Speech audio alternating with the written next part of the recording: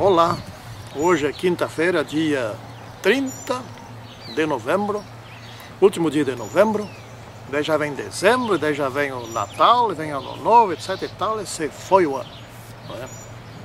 Bom, menos mal, um ano a menos aqui na Terra, 2017 já está quase para trás, falta um mês. Eu estava falando agora para minha esposa, bem logo parece que nós vamos ser proibidos de caminhar aqui dentro do nosso pátio, né? De tantos ninhos que os passarinhos estão fazendo por aqui. Então não dá para passar aqui por baixo, porque eles xingam, gritam, etc e tal. Temos ali em cima um ninho de beija-flor. Ele é bem pequenininho. E o beija-flor está lá a 1 metro de distância das nossas cabeças. Esse é manso. Mais ou menos manso. A gente passa ali para cá, é lei da bola, né?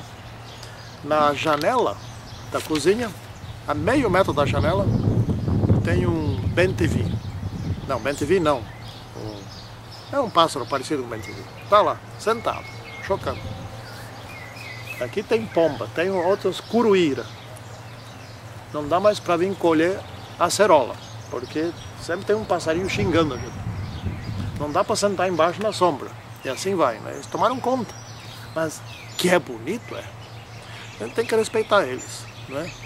Porque eles encantam o ambiente. Estão cantando o dia todo. Que coisa mais linda, né? Enquanto isso, aqui nós estamos na lição 13, Vida Cristã. Última lição do ano de 2017, né? Do 4º trimestre. Que é sobre a salvação em Romanos, salvação pela fé, pela graça. Santíssimo e poderoso Deus, te pedimos agora que envies o teu Espírito, seja para gravar essa lição, seja no momento em que alguém a estiver assistindo. Em nome de São Jesus Cristo, amém. Muito bem. Então como é que se vive, não é? Olha, a vida cristã é muito gostosa, muito abençoada, mas é muito diferente da vida normal no mundo, não é? Então veja só, já começa aqui com essa questão gravíssima do julgar um ao outro. Está em Romanos 14, versículo 10. Diz assim: Tu, porém, que julgas o teu irmão, por que julgas o teu irmão? É uma pergunta, né? E tu, por que desprezas o teu? Pois todos compareceremos perante o tribunal de Deus. Romanos 14, 10. A questão aqui do julgamento é simples. Na verdade, todos nós somos pecadores. Quem vai julgar não pode ser pecador. Ou então vamos simplificar o raciocínio. Quem vai julgar não pode ser alguém que cometeu o erro que está julgando, não é? No caso da vida cristã, não pode ter cometido nenhum pecado. Isso é óbvio. Como é que vai julgar se também é pecador, né? Por exemplo, vamos supor, aqui no mundo ocorre muito isso, né? Um policial da polícia rodoviária, pode ser federal, pode ser estadual, né? Quantas vezes eu já encontrei uns que andam bem acima da velocidade, mas a gente não pode. Ele que é autoridade, ele pode.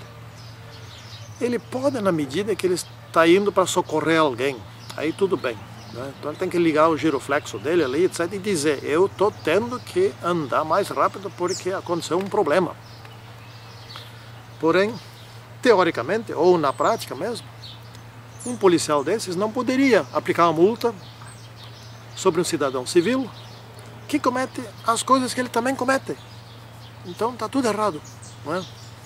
Assim também nós, servos de Deus, que carecemos do perdão de Jesus Cristo por causa da sua morte, não temos autoridade, nem competência, nem capacidade, nem o direito, sei lá, de julgar os outros, não é? Não somos competentes o suficiente para isso. E outra, quando nós formos julgar, é certo que nós vamos nos enganar.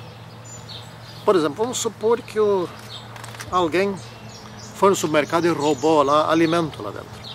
Bom, e nós vimos. A gente condena o sujeito. Condenar aqui significa dizer ou pensar alguma sentença. não é? É isso. Então, nós estamos aqui na parte de segunda-feira, depois nós vamos voltar na parte de domingo, né? É também desprezado. Ó, esse sujeito faz tudo errado, etc. Então despreza. Isso é um tipo de julgamento, né? É judiar a pessoa, né? É discriminar a pessoa, é formar conceito. A pessoa pode não dizer nada para alguém outro, etc. Mas forma um mau conceito, etc. Isso tudo entra aqui na palavra julgar, né? Mas isso não quer dizer que nós não devamos atentar para os erros dos outros. Não é isso. Nós devemos atentar para os erros dos outros e exortar, ajudar a sair do erro. Isso pode fazer, aliás, isso deve fazer. Isso estamos sendo orientados para fazer com amor, no sentido de tirar a pessoa do seu erro. Isso sim. Agora julgar, condenar, etc., isso não tira a pessoa do erro. Isso afunda mais ainda no erro. Essa é a grande questão, né?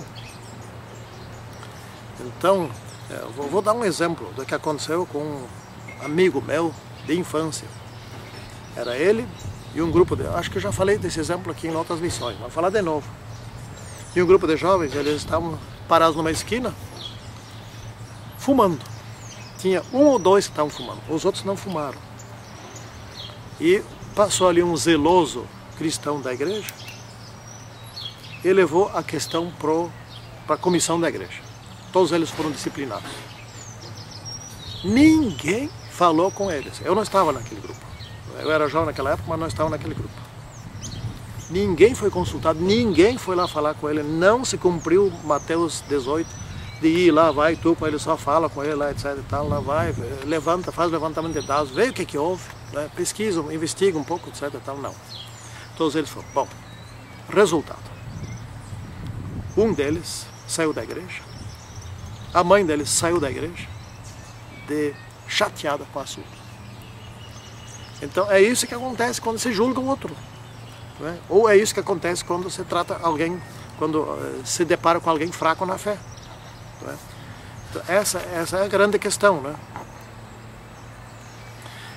Inclusive vamos aqui para a parte terça-feira, depois volta para o domingo, né? Não devemos criar, aqui diz nenhuma ofensa, não devemos polemizar por assuntos menores.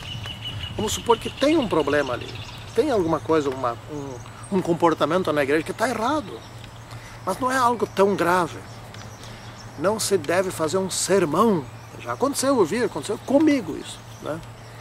Eu sou muito brincalhão, etc. E aí eu estava brincando quando era jovem, tinha uns 15, 16 anos por aí.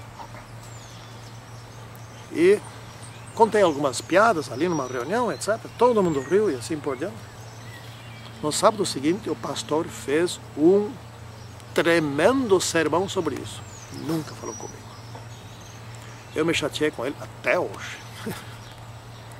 Né? Quer dizer, é assim que se trata esse assunto. Aqui diz que não é assim, né? Não fazer algo que escandalize o irmão, né? Por exemplo, no caso de comida, que nós vamos voltar daqui a pouco, vamos entrar nesse assunto aí. Então, coisas pequenas podem esperar um pouquinho. Se trata isso particularmente. E inclusive já chego à conclusão aqui que se houver coisas pequenas que toda a igreja está fazendo, não se junta, não se reúne a igreja, o que vocês estão fazendo? Vocês não estão enxergando que está tudo errado, etc. E tal, lá. Por que eu falo isso? Porque eu já senti isso.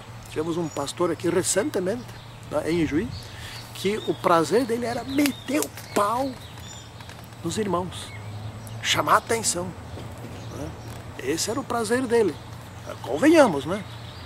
O que diz aqui a lição? Eu sei que essa lição não vai mudar muita coisa na maioria das pessoas, mas vai mudar muita coisa em alguns. E isso é o que realmente a gente sempre espera, né? Porque a maioria não muda mesmo. Bom, é como disse Jesus a Judas. Vai, o que tens para fazer, vai e faz-o depressa. Ou em outras palavras, dane-se. Já que tu quer fazer, então faça. Dane-se. Depois tu vai te enforcar, né? Então tu já sabe tudo, tu tem toda a orientação e continua agindo desse jeito, né? Hoje mudou muita coisa em nossa igreja. Por quê? Mudou porque pode haver processo. Então a lei dos homens está nos orientando, né? Essa é a grande questão. está nos orientando a termos mais cuidado em certas coisas. Não é chegar lá e condenar o tempo todo, é excluir, etc. e tal. Não é bem assim.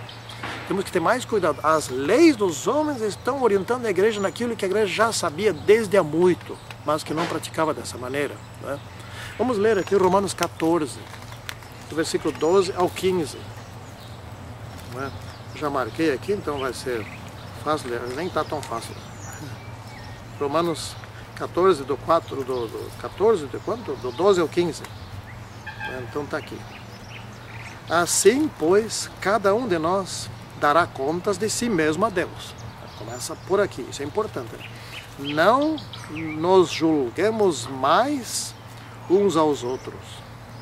Pelo contrário, não nos julguemos mais. Quer dizer, eu não posso me julgar, me meter como superior aos outros. É isso que está dizendo aqui. Pelo contrário, tomai o propósito de não ser tropeço ou escândalo para o vosso irmão.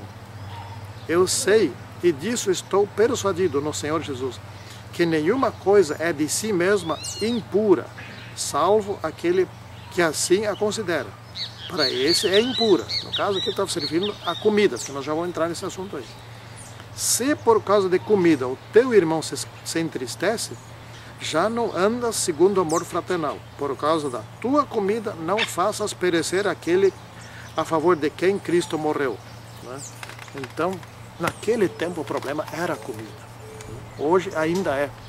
Naquele tempo, lá entre os romanos, estamos aqui entrando na parte de domingo, né? Vamos fazer um pouco de parte de domingo e de terça juntos. Né? Lá havia vários grupos dentro da igreja, e esse era um problema. Havia o grupo dos vegetarianos, né? E dentre os vegetarianos havia aqueles que condenavam fortemente os que comiam carnes que foram sacrificadas a ídolos. Né? Então, e havia os legalistas, farisaicos, né? Esses eram extremamente exigentes ao pé da letra, no cumprimento da lei e também com relação a comidas, etc. E em relação a cerimônias, etc. E tal. Então tinha uma polêmica, né? Esse era um problema. Né? Não havia lá ainda aquele problema da circuncisão, etc. Mas havia o problema da comida. Eles estavam se digladiando lá dentro por isso. Na realidade, o que aconteceu? O que Paulo estava dizendo assim, olha gente, vocês estão brigando aqui por causa disso. Né? Na realidade, bom, e havia os outros que não se importavam. Comiam, não estavam perguntando se essa carne foi sacrificada a ídolo ou não foi. Daí o açougueiro lá, nem sei. De vender e que estou revendendo. Ah, mas então não vou comprar. Não. Alguns simplesmente iam lá, compravam carne, comiam e pronto. Não estavam nem aí se era sacrificada ou não a ídolo. Bom, esses aí gerou um mal-estar dentro da igreja entre os romanos por causa disso. E alguns chegaram à conclusão, inclusive Paulo, muito embora o Concílio de Jerusalém tenha orientado no sentido de não comer essa carne, chegaram à conclusão, olha, mas o que é um ídolo? Ídolo não é nada, de fato. O que é um ídolo? Ídolo não é Deus. Eles pensam que é, mas não é. É um pedaço de pau, um pedaço de terra, um pedaço de madeira, um pedaço de ferro, um pedaço de pedra, coisa assim. Mas não é nada. Então, se alguém fez um ritual ali, como eles faziam, abatia um boi, tá, vou vender essa carne para ganhar um dinheiro, eu vou pegar 1 quilo desse boi que eu vou oferecer para o ídolo, para o meu ídolo. Daí separa 1 quilo e o resto da carne levando no açougue. Bom, e oferece essa carne para o ídolo. O que o Concílio de Jerusalém, assim eu entendi, estava proibindo de comer, é aquela carne que foi oferecida para o ídolo. Mas aquela outra que não foi oferecida, que era do boi que sobrou, etc. Coma, não é problema. Então, mas evite comer essa carne que foi sacrificada ao ídolo e que, de alguma maneira, que eles também faziam festas lá, etc. Essa tu evita. Né? Mas aí deu essa polêmica por causa do zelo excessivo em relação a algumas coisas. Né? Daí Paulo disse, olha, na verdade, o tal do ídolo não é nada. Então, se uma parte daquele boi foi oferecida a ídolo, a outra parte pode pegar, comer, e não tem problema. De fato, não tem mesmo, não tem influência alguma, não muda nada, né? Mas tinha gente que... Então, qual é a conclusão que Paulo chegou? Foi uma conclusão de bom senso, só isso. Ou seja, não é problema comer essa carne. Porém, se alguns se escandalizam com isso, e são capazes de, por isso, até se perder, vamos dizer, sair da igreja, etc. Então evite. Pronto, evite. comer essa carne. É isso, é simples. Evite isso. Bom, essa lição serve para para os nossos dias de hoje. Olha, não seja um vegetariano radical. Tá?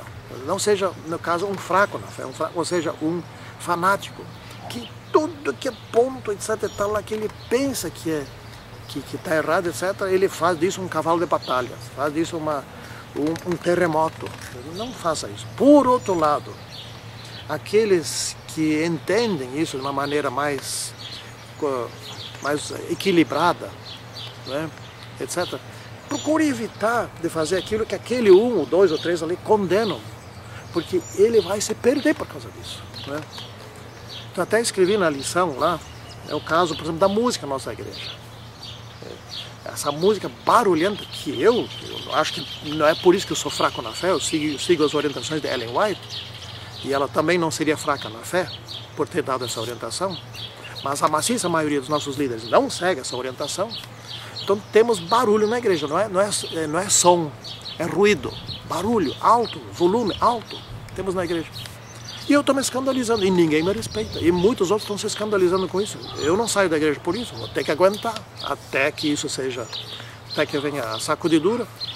Mas é chato você ir na igreja e ter barulho. Daí esses dias aconteceu que uma pessoa foi num enterro, no sepultamento de uma outra igreja, eu não vou dizer qual, etc. Era um lugar onde a gente se sentia bem, cantavam bonito, deram testemunho, né? Era silêncio dentro da igreja, não era aquela zoeira, etc. Ela se sentiu bem ali, sentiu que o Espírito Santo estava ali. E na nossa igreja é aquele livro que foi escrito, né? Cristãos em busca do êxtase. Tem que ter barulho, senão não sente, né?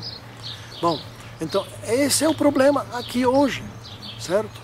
Naquele tempo era carne, hoje é várias coisas, entre essas várias coisas, uma delas é essa zoeira dentro da igreja, esse barulho que não é, e ainda dizem amém. E a senhora vai dizer o quê? Era só isso? Isso é o poder de Satanás agindo. Não é o Espírito Santo que está te fazendo sentir coisa nenhuma, é o demônio. Bom, eu me escandalizo com isso, muitos se escandalizam. Temos que aguentar, porque hoje inverteu. Hoje, os fracos na fé, ou então aqueles que seguem o que está escrito, têm que aguentar os que são... Deixa por aí, tá? Pois bem. Então, a questão aqui que nós já andamos estudando. Qual é a conclusão disso aqui que estamos chegando? Hoje, para nós, hoje, quem se escandaliza, tem um pouquinho de paciência, né? Tem que aguentar. Não deixe de ir na igreja. Não saia da igreja. É profecia. Vai ter barulho na igreja? Vai ter, sim. E vai ter até o fim. Vai ter joio. E o joio vai criar bastante problemas. Aguente até o fim. Porque esta é a igreja de Deus. Aliás, se ela é a igreja de Deus, então ela vai ser combatida. Vai ser fortemente combatida de dentro dela mesma e de fora dela. Lembre-se que o maior inimigo de Deus era o que assistia ao lado dele, a criatura mais alta, Lúcifer, né? Se tornou o maior inimigo de Deus. Ele não veio de outro exército, etc. Ele saiu do exército de Deus. Então o maior inimigo da igreja, diz a senhora White, virá de dentro da igreja, né? Bom, vamos concluindo. Havia também, naquele tempo, essa questão, até eu ia ler, que trouxe a minha Bíblia está aqui, mas não vou ler porque o tempo está se estendendo bastante. A questão da observância de dias, né? Então, alguns observavam dias e dias, outros observavam meses, outros observavam anos, etc. e tal. Nesse aspecto aqui, Paulo não está se referindo ao sábado. Não pode, pelo seguinte: como é que Paulo, nem a lei moral, tampouco. Como é que Paulo iria afirmar uma coisa, no lugar dizendo a lei, que o mandamento é santo, justo e bom, e Jesus defendendo o sábado lá em Mateus 7, etc. e tal, e em outro lugar diz, olha, isso não é importante, o sábado não é importante, etc. Não fiquem se escandalizando por causa disso, não. Não pode se contradizer, um livro de ser humano não pode se contradizer dentro dele mesmo. E muito menos a Bíblia, que é inspirada por Deus. Então, Paulo aqui não estava se referindo ao sábado, nem à lei moral, que ele disse que é santa, justa e boa, né? E não estava se referindo à mudança de sábado para o domingo, etc. Aliás, se fosse essa a questão, então nós poderíamos dizer o seguinte, então tá, tampouco o domingo deve ser observado, porque se o sábado não é observado, então o domingo também não precisa. Vale o mesmo argumento. Aí vem uma pergunta que eu tenho até aqui, o que afinal de contas tem de errado com a lei moral? O que tem de errado em dizer honra teu pai e tua mãe, ou dizer não matarás, ou não furtarás, ou não darás falso testemunho, ou não cobiçarás? Nada. O que tem de errado nisso? Então, o outro lado da lei, que fala a respeito de Deus, é ali que está errado, muito menos. Se não tem nada de errado na segunda parte da lei, nos 6 mandamentos, que são evidentemente bons, como Paulo diz, muito menos teria alguma coisa errada nos 4 mandamentos referentes a Deus, e muito menos ainda em relação ao sábado. Não é essa a lógica aristotélica? Então, não tem nada a ver aqui com o sábado, obviamente. Então vamos concluindo. Concluímos, parece. Exatamente. Ok, então, gente, resumindo aqui o livro de Romanos, resumindo, é o seguinte: nós não devemos observar os rituais